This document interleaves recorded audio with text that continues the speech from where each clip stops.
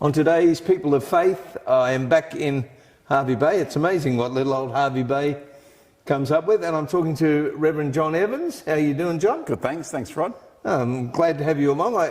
Every time it happens in Hervey Bay, I don't know it's going to happen until the day. Right. Because you're all visiting, you're all sneaking in for a bit of whale watching. That's it. On the working holiday system. We are, and of course, they don't have a full-time minister here at the minute, so they love to get you, and that's it. It's sort of a good system, isn't it? It really? is. It works out well for us. Yeah.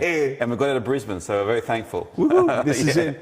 Just in case you forget, this is COVID-19 times. If we're watching it later, and that's right. Getting around it all, it's pretty good, isn't it? It is. So tell us just a little bit about yourself, John. Yep. So I'm married. Married to Rose. We've got 6 children. 3 boys and 3 girls. Yep. Eldest is married, and he's got a daughter, and I'm a grandfather. Hey. So 2 of our kids have moved out of home now, 4 still at home, 2 at university, 2 at high school, 2 at primary school. So they're all spread out 3 years apart. Okay. Yeah. And what do you do for the Presbyterian Church? At the moment, I'm an ordained minister in the church, and at the moment my role is Executive Manager of Mission for Pres Care, which is our aged care arm. So what does that mean you do? So what I do is I oversee the mission of the ministry. The missionary of the aged care, is that it? Yep, so we see the aged care ministry as a mission field. And so we have chaplains who work both in the aged care facilities but also in community, and we provide a chaplaincy service to them.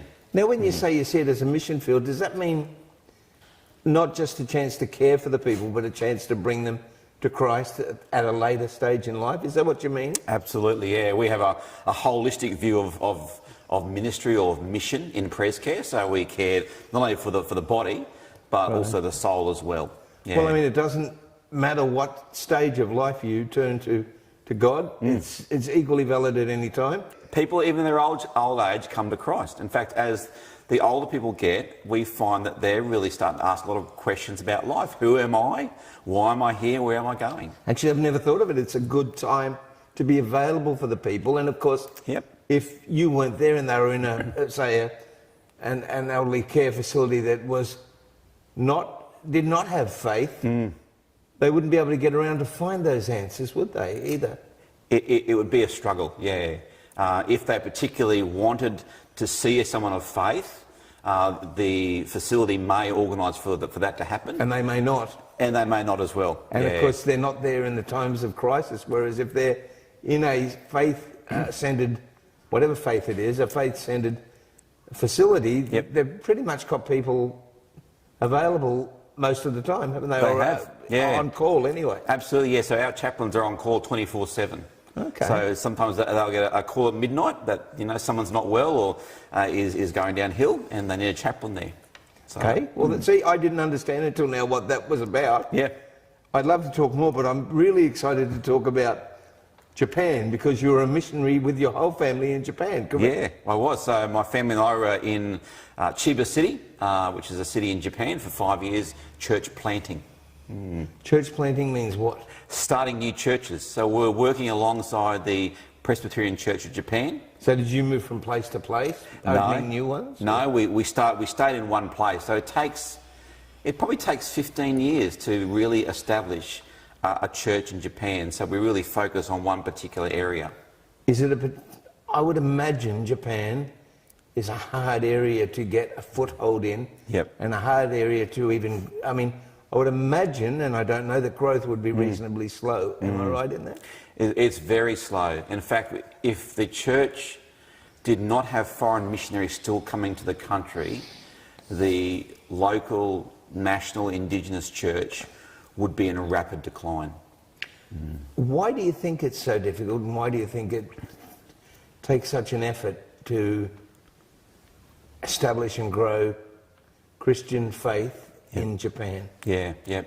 So Japan is the second largest unreached people group in the world. And I believe the greatest barrier to the gospel in Japan is the culture. So Japanese culture is the main thing in Japanese culture is a number of different things, but one of the main things is peace.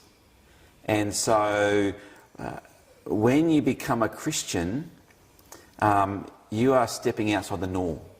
You are not conforming with everyone else. You're not really talking about necessarily peace. a peace either. You're talking about a struggle between God and Satan and good and evil, and it's quite confronting, I guess. Yeah, it is much bigger than just a communal peace, but that's what they do focus on. So Japanese are mainly Buddhist Shinto, and so and the whole Japanese calendar year focuses around Japanese, Buddhist and Shinto festivals. And so when you become a Christian, you say, actually, I'm not going to do that anymore. I'm going to be different. So does that ostracise them from the rest of their community? It upsets the it upsets the peace, and yes, it does. It does upset the family. It upsets the community, and so people are ostracised in a very subtle way, where they're pushed outside. See, Japanese culture is about community. It's not about the self. It's not about the individual, and so you do what's best for the community. So what they do is they sort of push you outside that, and you feel very isolated. Also, it appears to me, correct me if I'm wrong, that the Japanese culture and lifestyle is quite structured. It's very structured. So you'd be going outside of the structure that they're used to. Yeah. Yep. No, absolutely. Yeah. So there's a set way of doing everything in Japan, which you find absolutely frustrating as a Westerner, because we see multiple ways of doing different things, but in Japan there's one way, and so that's right. So Christianity was banned from being practiced or preached till 100 and a few years ago, not that long ago, that it's even been allowed. Yep. Does the country see the Christian faith as a sort of an influence that's disruptive or an usurping interest? How does the country in general see it? Do they see it as kind of a troublemaking thing, or? Yeah, I think as a whole, the country doesn't particularly look down. Doesn't look down on Christianity as something that's really, really bad. No. They do like to pick the eyes out of it and pick the good things out of it and embrace it. So, as I talked about before, the marriages. The marriages, yeah. So how does that work? Yeah, they when they get married, people often have a traditional Christian Western wedding, but then they'll also have a Buddhist wedding as well. So is that because there's more pomp and ceremony and more display in the Christian wedding? What's the reasoning of that? Yeah, I'm not 100% sure actually. I think it's just something new, something different. But I'm assuming that gives you a chance to at least talk to them about the faith. Absolutely, yeah. And so some missionaries go there with a wedding ministry. Where they counsel couples before they get married about what it means to be married and what it means to be a husband and a wife and have a family and all those sorts of things, and that's why they input the gospel into their life. I could see a lot of, and I don't say this in a derogatory fashion at all, but I could, in my experience, I could see a lot of ministers and people of faith here that have never been to Asia or Japan that'd go, well, to allow them to have a Christian wedding when they're really still a practicing Buddhist is a terrible thing to do, and it's not right. Mm-hmm. And I often think that this shows that by allowing them to have some sort of to embrace both, and I don't know how that works biblically, but it does give you that opportunity to talk to them. Yep. Is there a conflict, do you think, in allowing someone who believes in Buddha to have a Christian wedding? Look, I don't think so. I don't believe so. Like, I marry non-Christians all the time, people who aren't of the Christian faith. and I explain to them what the marriage ceremony is all about. I guess so. That happens everywhere, doesn't it? It does, yeah. So I personally have got no problem. But, you know, in Japan, it's also an opportunity to talk about the one true God, yes, who loves them and cares for them, and who they can call Father. And that's putting it back onto a family basis for them, isn't it? Absolutely. Which they would love. Yeah, yep. Do you find that a Japanese person, once they have embraced the Christian faith, is very strong within it? There's a lot of pressure from outside. And, you know, the real... Persecution even? Well, just this subtle bullying that I talked about before. And because Japanese culture is so communally focused, the real thing that the church needs to grapple with is that they need to be a new family, a new community for these new people to become Christians and embrace them so that they feel part of something bigger than just themselves. I actually wrote down persecution, and I was going to ask you, like, let's say I own a noodle shop and I become a Christian. Yep. Does that create some issues within my business where there was perhaps some business backlash from suppliers or people coming or anything at all? Yeah, I've never heard of that happening. No. I know people in Japan, Christians who have businesses. A guy who has a noodle shop, and a very famous noodle shop. I couldn't think of anything else to bring up, but yeah, fair enough. And I haven't heard of any of those sort of issues coming up. So yeah, I don't think it would be a problem actually. Yeah, it's just something I asked because I even read that recently when the Pope visited the Japan, and I think it was, I was trying to have a look at my notes and see what it was about, but there was a reason that he visited, and I can't think of why, sorry, but they actually had some people that they made step on pictures of Christ and statues of Christ in front of him, and that's apparently quite a thing that was done even back in the 17th century. Yeah. Did you hear about that? Oh, I didn't hear about that, but... Does it surprise you? Yeah, a little bit. I mean, some Japanese are very nationalistic. And so to be Japanese is to be Buddhist and to be Shinto. It's part of your makeup as a Japanese person. It was to pay tribute to the victims of the atomic bomb that he went. Oh, right, okay. So there you go. Yeah, sorry. So they're very loyal to their... Yeah, to their animistic religion, which is Shintoism and also Buddhism. And so many people would say to be Japanese is to be Shinto and Buddhist.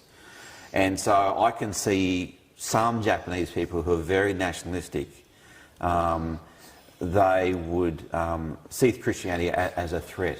Now, Christianity grew, initially came to Japan back in the 15th century, I think it was Francis Xavier. Yep. And the Christian church grew very quickly. But then it was stamped out. It was stamped out, yeah. The vast majority of Christians in Japan were martyred. I wonder why it grew quickly then, if it's not growing quickly now. Do you know? I'm not sure. Yeah. I'm not sure that. And so there was I think there's 3 successive shoguns or rulers who set about destroying the Christian church. The second great missionary wave happened just after World War II, and General MacArthur called for 5,000 missionaries to come to Japan. Wow, didn't he? Yeah, and he got 2,000 missionaries to go to Japan. Just so that you know, folks, I was looking up some stuff today, and it said 1 to 2% of Japanese people are Christian. I didn't realise it was so small. And you were saying, John, that only 0.25% actually go to church. Is that right? Yep. Yeah, on a Sunday would be they would say 0.25% would attend church, and then maybe 0.25% actually is Christian. In some areas of Japan, that's particularly in the north, it's a lot lower than that. Yeah. Okay. So Japan is in desperate need of churches. So they say to effectively reach a community with the gospel, we need 1 church per 1,500 people. Japan has 1 church, I think, per 16,000 people. So if you do the statistics, Japan requires about 70,000 new churches so that we can effectively reach the country with the gospel. And of course, they're having the problems that we're having here in our countries, that the people that are there, the pastors and the ministers that are there, are ageing, and They it's very are. hard to replace them. So Yeah. it's hard to even Yep. keep the presence that is already there. Would you agree with that? Absolutely, yeah. Yeah, the church there is an ageing church. The vast majority of believers would be over the age of 60, including pastors. And Which so- is no different to here, really. Yeah, Yeah, it's well, the pastors maybe, but a lot of congregation is. yeah. I don't think it's as bad here. The church, I believe in Australia continues to grow, but it also reflects in Japan the ageing population. So Japan is an ageing country. I have a question in general. When you're a missionary in a country, Yep. and you might speak to a husband or a wife, and they embrace the Christian belief system, Yep. and so say the husband does and the wife doesn't. Yep. This can create conflict and even sometimes marriage breakdowns, I'm guessing. How does that make you feel? What do you think of that? I've never been able to ask someone. This is something that always worries me Yeah. about the Christian faith or any other faith going into a Yep. new place. I mean, I saw it one day just even here when I was a kid, when one member of person became a Jehovah's Witness and the other one didn't, and the family broke down. And everything that was not what Christ would want happened. How do you view that sort of thing? Is that a fair question? I think it's a fair question. Yeah, and I think whether it's in Japan or in Australia, Yes, anywhere is what I'm saying. we value marriage. It's an important thing. It's important for the family, for the structure of the family, and so we do realise that in some cases when people become Christians, there will be a conflict within the relationship. Possibly that would be more so in somewhere like Japan than Australia, wouldn't it? Where it's so uncommon. I mean, here people go, "Oh, I'm a Christian," or "I'm a whatever," and nobody really even listens to it. Whereas I think in Japan they would listen more. Yeah, I think in Japan, because it's all about saving face. And that's Asia, isn't it? They would be prepared to stick it out. You know. Okay. They may not necessarily get divorced, and there may be conflict, but they will stay together as a couple. Whereas I think probably in the Western world, it's more likelihood that divorce would happen. I think in Japan too, you know, if you can win, they say you win the father, you win the war, you win the family. And so ideally we'd love to see fathers coming to Christ first, and often the family will follow. Yeah. It seems to me that in Japan, in particular, but a lot of Asia, people, how am I going to put this? They, like you said, they don't like to lose faith. Particularly in Japan, oftentimes if people do lose faith, the consequences historically have been quite frightening, like I didn't pronounce it properly, the harikari. Harikari, which is basically an honourable suicide. It is. How do people with that background of belief, and how do they deal with the fact that in order to embrace Christ, you have to actually face your shortcomings and actually admit to your shortcomings? How does that go in Japan? Yeah. It's in an honour shame culture to actually own up and say, look, I'm a sinner, I've done things wrong, is really, really hard. But I think what the freeing thing is that they learn that despite what they've done, God loves them anyway. And in fact, He loves them so much, He sent His Son to die for them. And it would actually free them a little bit from that mindset, I guess, too, once they've gone that step. Absolutely, yeah. Suddenly their identity is not in them, in their successes and who they are and what they achieve in life, but their identity is now in Christ. So in that way, God is actually giving them some sort of instant freedom in their life. To some freedom degree. and hope. Yeah, I reckon Japanese people, that's one of the major things that they're wanting, and that is hope. Hope for the future. Hope for the future. Okay. Yeah. Japanese has one of the highest rates of suicide in the world. 100 people a day commit suicide in Japan. They're horrendous statistics. So 25,000 people were killed in the tsunamis back in 2000 and... Oh, when was that? Back in the 2000s, sometimes with a big tsunami hit. What didn't really hit the newspapers was what about 35,000 people who commit suicide every year? I hate to say it, but I feel a bit the same with this COVID thing as well. But anyway. Look, what is it, if I was to say to you, encapsulate what you liked about Japan and the people, can you do that?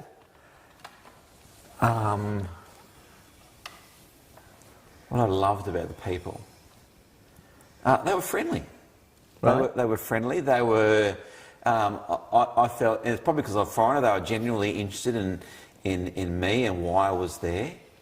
And you know, Japan, I think, is one of probably the safest countries in the world to visit. I've heard that. It's a safe place. I never felt threatened in Japan. Many people said you can walk anywhere, even in Tokyo, at 2 in the morning, and you're probably not going to get accosted in any way. Absolutely. Yep. Another thing I was told, and I've never asked people, is that Japanese people are often more satisfied with their lot than we are. In other words, I've heard that someone might have a goal of, they might have a job of wiping the escalator banisters. But rather than see that as a demeaning job, they see it, they do it well and see it as a job to fulfill well. Would that be correct? Absolutely. Japanese take extreme amount of pride in whatever they do. So you'll go to the car parking lot, and there'll be a guy there with white gloves on and a hat and a badge and a belt buckle. He'll be pristine, and he will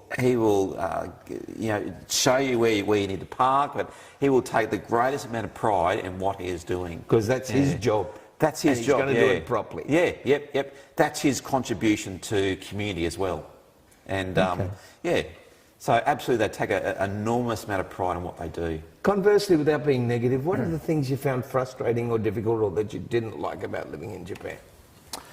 The rules. The rules? Japan has rules for everything, and you must follow those rules to a T. Can you give me an example? One that you found frustrating? One of the frustrating rules. One of the frustrating rules was being asked to name a rule. Yeah, that's what I asked. That rule. Yeah, that's it. Doesn't matter. When you get a mobile phone, getting a mobile phone doesn't take 15, 20 minutes. It's a half-day procedure where you sit down with the person and they talk to you about all the different plans and all the different options, and and then it just goes on forever and ever and ever. But there's no, this is what they must do, and so there's no shortcut to it. And so 4 hours later, you're suddenly signing up to get your mobile phone. Kind of reminds me of buying a dinner set in the Philippines. You buy it off one person, then somebody brings it to the counter, then somebody unpacks it all and checks every plate and glass to make sure that it's not broken. Then somebody packs it, then somebody else puts it through, and it can take an hour and a half to buy a 4-piece dinner set. I get what you mean there. It's sort of similar. Something you can do to really frustrate a Japanese person is go to McDonald's and ask for a Big Mac without cheese. Okay. Oh, I see. There's no formula for that. They don't know what to do. They don't know what to do with it. Okay. Now I'm just having a look at what's the first thing that struck you when you first arrived in Japan? What hit you right in the eye and you went, wow? The amount of people that are there. There are, Japan has a population of 126 million people. And that is just really just hits you in the face, especially when you catch public transport, when you catch the subway, and it's just, you're packed in like sardines. Yeah, that scares me as a person in a wheelchair, how I would cope with that. Yeah. I'm going all over the place here, but how did your mission in Japan change you? I left Australia as a fully functioning adult. And when I got to Japan, I felt like a baby. I couldn't read or write the language. I couldn't speak the language. I couldn't communicate to people. Things which took me 5 minutes now took a whole day to complete. And so going to Japan humbled me. Going to Japan made me realise that I need to be trusting in God every step of the way. So it really just made you grow up in a way. It did. It matured me in my faith. You know, I went to Japan thinking that, you know, it was all about me being this mature Christian who would help grow the church there, and yet going there was as much about me growing in my faith and trusting Christ as it was about reaching out to Isn't it great Japanese. how doing things for God does things back? Absolutely, yeah.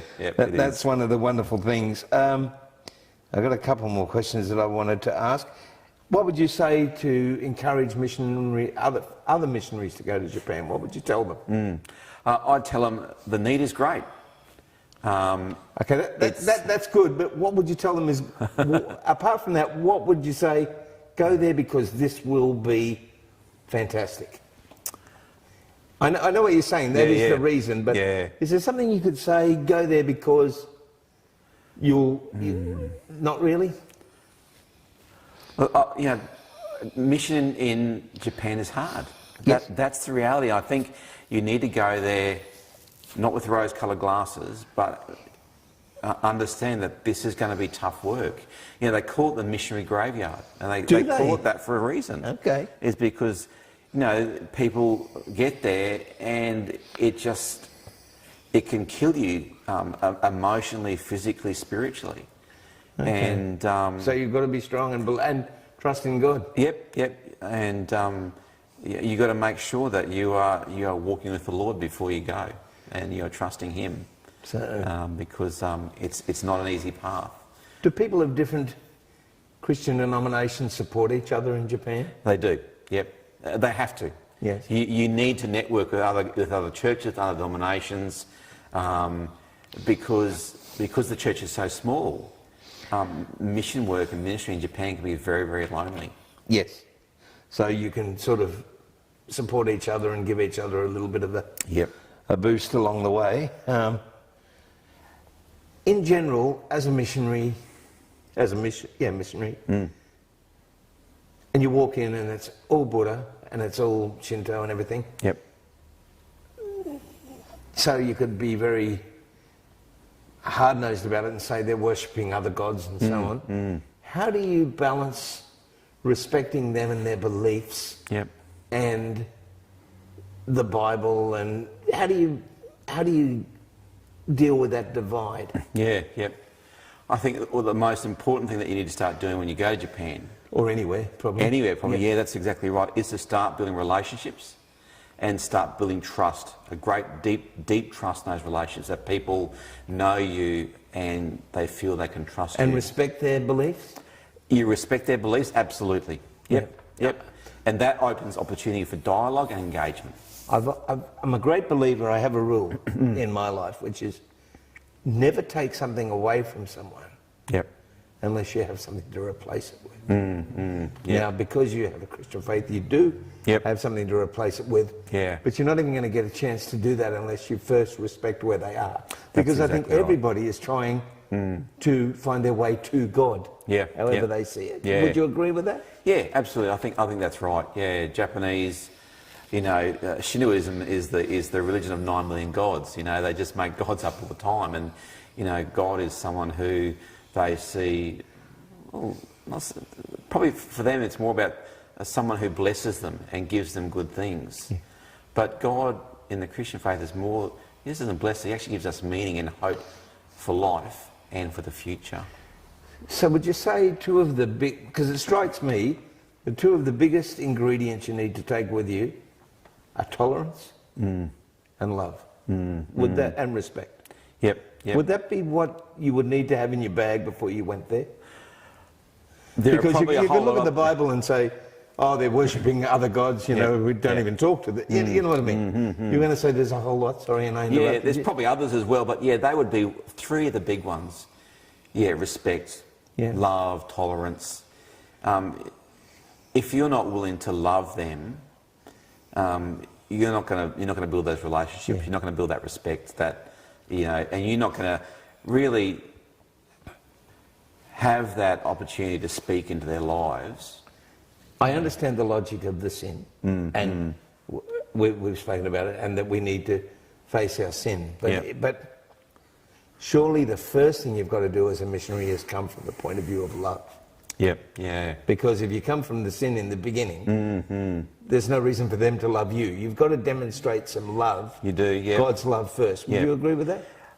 I would say sin is a foreign concept in Japanese culture. Okay. The closest translation is, I believe, to steal something. And for most Japanese people, they'd never done that. And so a lot of Japanese people wouldn't see themselves as sinners. So I was going to wrap it up, but now you've really opened up a can of worms. So how do you get that across, and what do they think about it? So one of the approaches, I think, one of the good approaches is for them to understand the character of God, what God is like, that He is their Heavenly Father, yes, and that He loves them. Okay. Those two concepts, I think, and that He's gracious. So you're saying what I said, you've got to come from the love perspective first. You do, yeah. But do they eventually get the concept of the need to come to God in repentance? Do they get that? They do, yeah. Once they understand that God is also holy, and He is just, and He has made us in His image, and we've offended Him, they do come to that point. It takes a long time, but it takes on average about 10 years, I believe. You've got to do it gently, because otherwise they're just going to blame themselves. Well, I know that sounds silly, because you do have to blame yourself, but blame yourself in a Japanese way can be different from coming to an understanding, can't it? Yeah. You can just turn them off completely. Exactly. Yeah. John, it's been a pleasure to talk to you. I hope we haven't asked too many silly questions. No, it's been great, Rod. Thanks for that. Appreciate it. This is the Reverend John Evans. We just call him John around here. Absolutely, just call me John. And because if we pan down, he's in his shorts. We're just relaxing. That's here. right. But John, it's been nice to talk about Japan and missionary work in general. Thank you. Surprisingly, the bit about the aged care mission, which I never thought of it as that before. Absolutely. It's been a pleasure. I enjoyed your sermon, and I love talking to you. Thanks, Praise mate. God. Thanks. Thank you, mate. Thanks, Rod. Bye-bye. Good.